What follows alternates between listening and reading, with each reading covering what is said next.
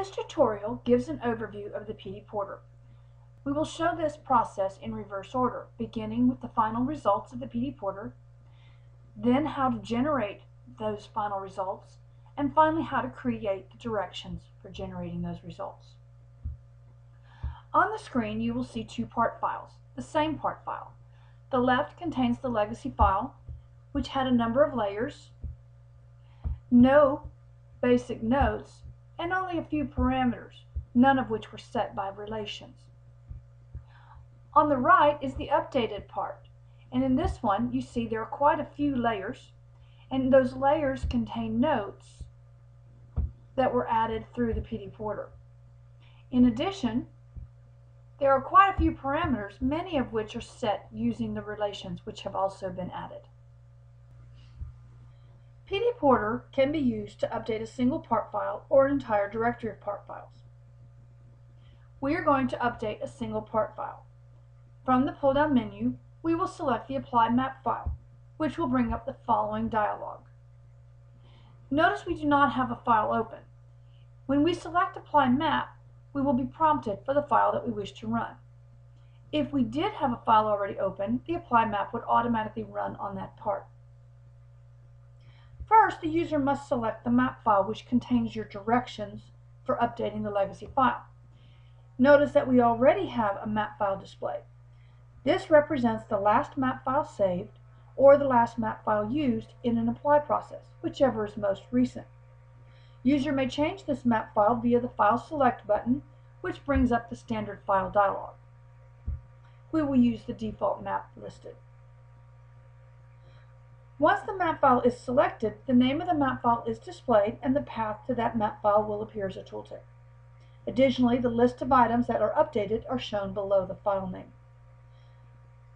Notice here that we are updating all elements from parameters, relations, all the way through orientations. Once you have your map file selected, choose the Apply Map, which prompts you to select your file. We will choose the Sample1 part, which automatically initiates the conversion effort. Notice the macro. This is because layer rules cannot be done through APIs and are macro-based. When the process is complete, an optional report may be displayed that will give information, warnings, and errors. Warnings represent things that user might wish to address, but does not affect the part.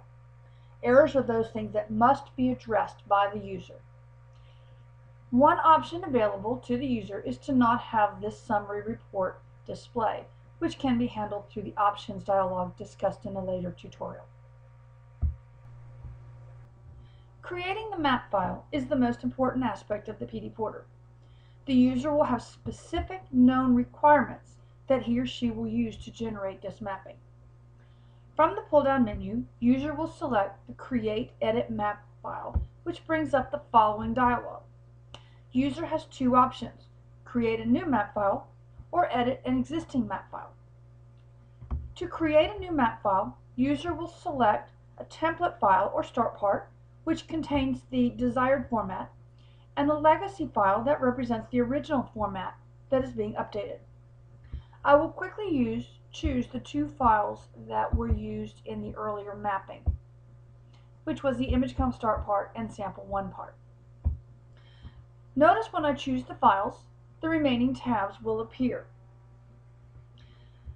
The names of the files selected are shown in the text boxes, and as before, the tooltip will contain the entire path. Once these tabs have appeared, the user may choose to map all or part of the item specified. In the case of annotations and symbol features, these tabs will only appear if the annotations exist in both the template and the legacy file. This particular start part and sample part contain no symbols nor any annotation features, hence those tabs are missing. Options that are the same across the board on all tabs is the Ignore checkbox, which when checked will result in that item not being included in the process, and a Reset option, which allows the user to reset the tab data to the initial default state, or in the case of an edit, to the last save state. Each tab has a default initial state unique to that item.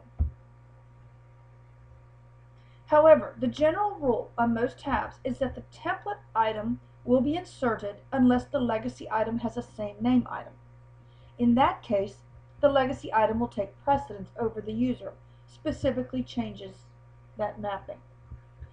Mapping options generally include inserting a template element, deleting a legacy element, merging a template and legacy element, or replacing a legacy element with a template element.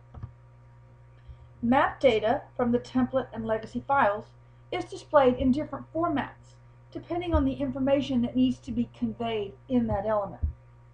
Therefore, each tab will contain a combination of grids and text boxes, with the legacy part data always shown on the left, and the template and/or mapped data shown on the right. In most of the tabs, the left and right topmost grids list the specific items by name. Some of the tabs contain additional element below those. To perform the mapping, the user will select an item in one grid and right-click to get the context menus. Context menus are specific per item, so these change across the board. Also, context menus can change based on what is selected.